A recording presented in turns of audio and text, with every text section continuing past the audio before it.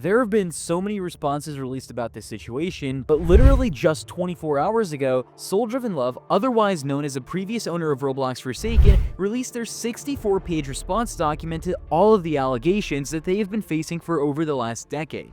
And after personally reviewing everything, the entire response, not only was the whole document possibly written by AI, but it also completely undermined what Soul's victims went through by just completely downplaying everything by saying, oh, Soul was only 13 years old. Or just in general using very stupid counter-arguments that make no sense whatsoever. Soul being 13, 14, or however old he was when all this was happening, it doesn't excuse anything. And in this video, I go over the whole document and try to break it down the best way possible so you guys can understand it. But before we get into that though, please be sure to like this video, subscribe to the channel, and comment your thoughts about this whole entire response. Now, considering it's been a while since I've covered this situation, let me quickly do a recap of what happened. In my last videos regarding the situation, I went in depth on SoulDrivenLove, also known as Robotic Developer, the original creator of Forsaken, who built their reputation on lies, manipulation, and He was originally accused of using Forsaken funds to support Fungus, a teenager who attempted a racially motivated and actually ended up someone. And things only got darker from there. Soul was caught manipulating minors, blackmailing them with private images, and even distributing images of a minor. He also kept no on his development team while he still owned Forsaken like Stopiblue, and only removed them after a massive public backlash. Leaked DMs also showed him emotionally manipulating victims to the point where some ended up hospitalized. When the whole situation spiraled, Soul staged a fake ownership transfer of Forsaken as a PR damage control, claiming he'd handed off the game to Hitoko and Basil. The leaked messages later proved that it was all staged, and his girlfriend Ava even admitted privately, he's still going to direct it in private. I know Soul and I are still the owners of the game behind the scenes. It was all an act. Soul never actually stepped down from the game, at least not at that point. Only later it came out that after quote-unquote leaving, he and his associates still controlled 40% of Forsaken's revenue, earning nearly $300,000 a month as of September 25th. It wasn't a transfer, it was a cover-up to protect his profits. That's the whole story leading up to this so-called response document, better part of a decade of manipulation, deception, and behavior, now rewritten in a 64-page AI-crafted document to try to save his image with deflections and excuses. From the very first page, it's clear that this entire thing wasn't written by a human being taking accountability, but it was most likely written with AI. Every sentence sounds artificially polished and emotionally hollow, filled with generic phrases like, I take full accountability for my actions, or I was in a dark place and made mistakes. The language structure, repetition, and formatting are textbook signs of AI-generated text. It repeats the same empathetic tone over and over again while saying almost nothing specific. But what really gives it away is how carefully legal it sounds. Every serious act, from leaking material to blackmailing victims, is described in the softest possible language. It's the same kind of phrasing a defense attorney would use to turn criminal behavior into a moral mistake. And here's what makes it worse. Soul does admit to some of these crimes in this document, but only in ways that protect himself legally. He acknowledges that he shared the material, but immediately follows it by saying he didn't fully understand what he was doing, or that he was also a victim of. It's a manipulative half-admission, the kind that's crafted to sound remorseful while quietly trying to shift blame away from himself. That's not genuine accountability. That's called legal polishing. The entire document sounds like something that was vetted and rewritten by lawyers to limit liability while still giving the illusion of honesty.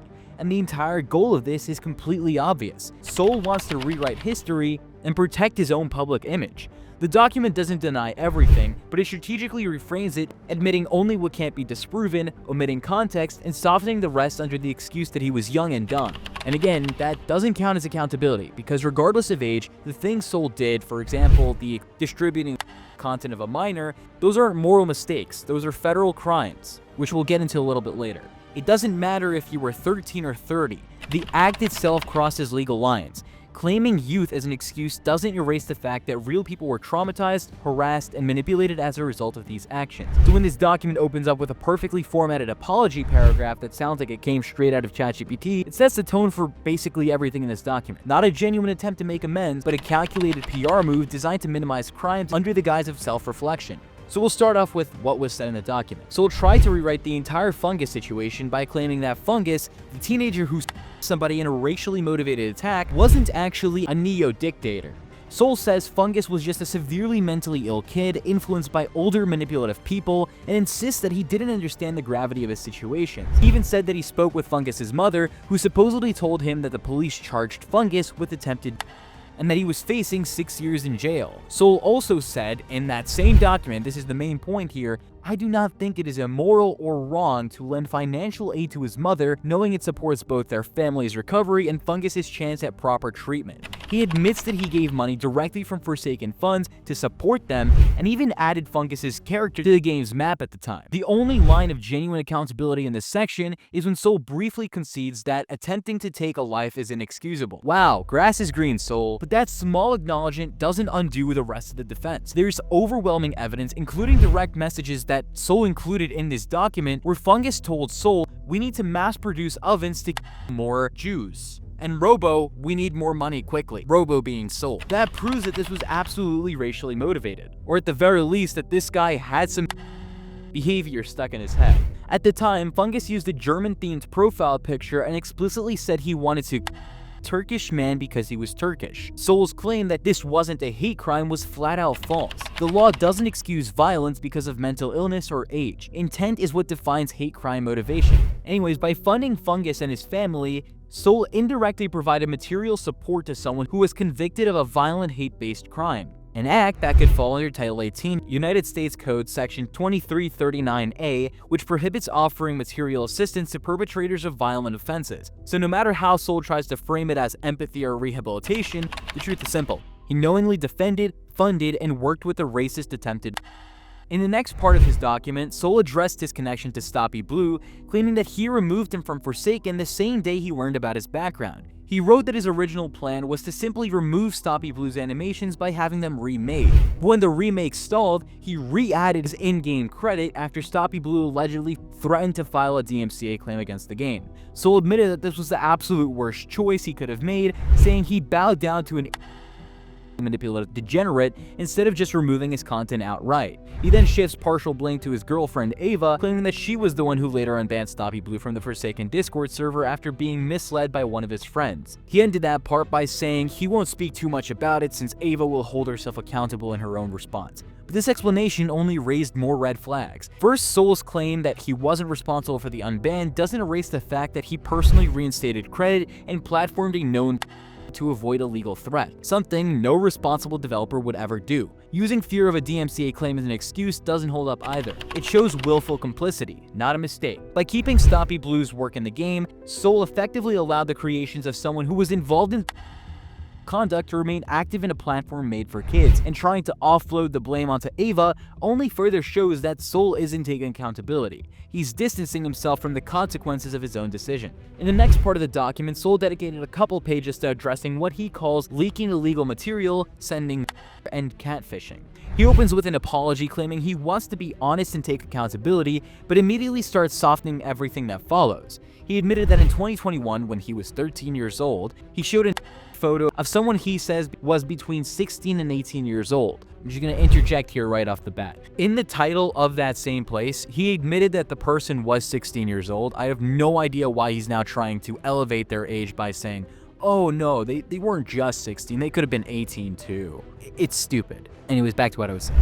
He said that the person sent the image thinking he was older, and that he later shared it out of anger because an image of himself had been circulated online. Soul claims that he was taken advantage of by multiple adults and lashed out by playing a cool, edgy villain persona to appear unbothered. He also admits to sending graphic, but blames it on growing up in a toxic online circle where racist and violent content was normalized. As for the catfishing, he says that he only lied about his age and gender out of insecurity, not manipulation, and that he didn't know that transgender people were real at the time. I don't think I need to add more to that. This segment is pretty obviously one of the most manipulative parts of the entire document. Soul admits to committing crimes, then spends paragraphs reframing them as mistakes from youth, admits to sharing an image of someone aged between 16 to 18, regardless of intent, retaliation, or age. It's still child under Title 18, United States Code Section 2252A-2, which makes it a federal crime to distribute or transmit material involving a minor. The fact that he was 13 doesn't erase the crime. It only changes how it would be prosecuted. but the act itself still violates federal law.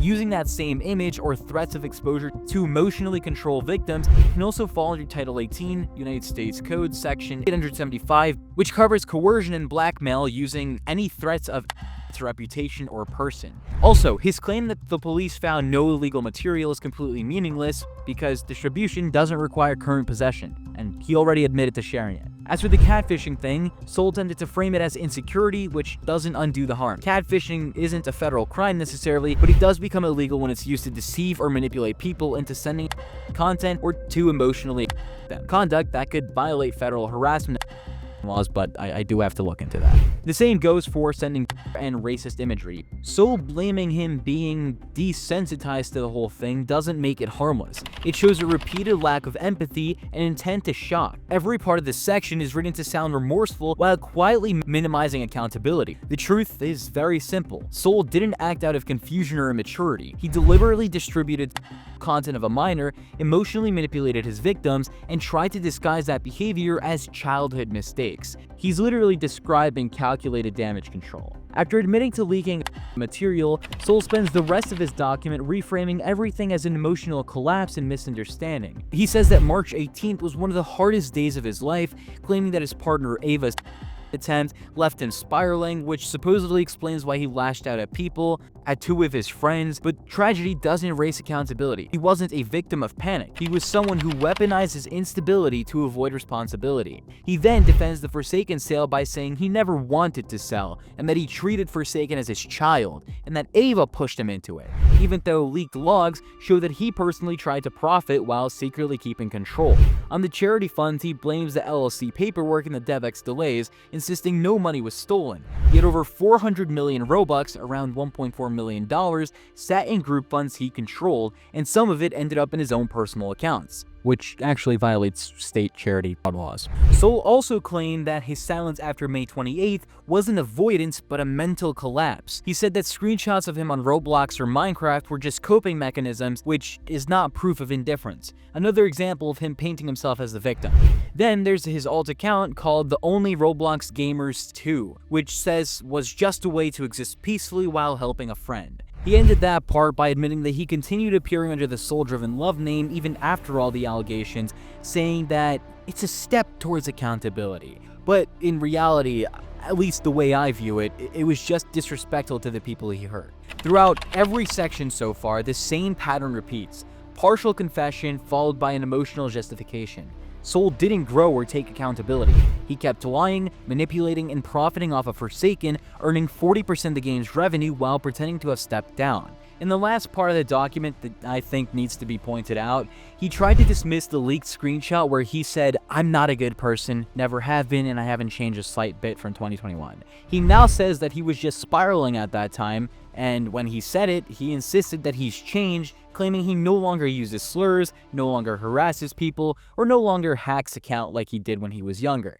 But his behavior contradicts that. He continued to lie, manipulate, and profit off of Forsaken long after claiming to have grown, saying, "I used to be worse," isn't proof of change. It's an excuse. The reality is, that screenshot was the most honest thing he's said in the last few years. He hasn't changed, he's only gotten a little bit better at rewriting everything.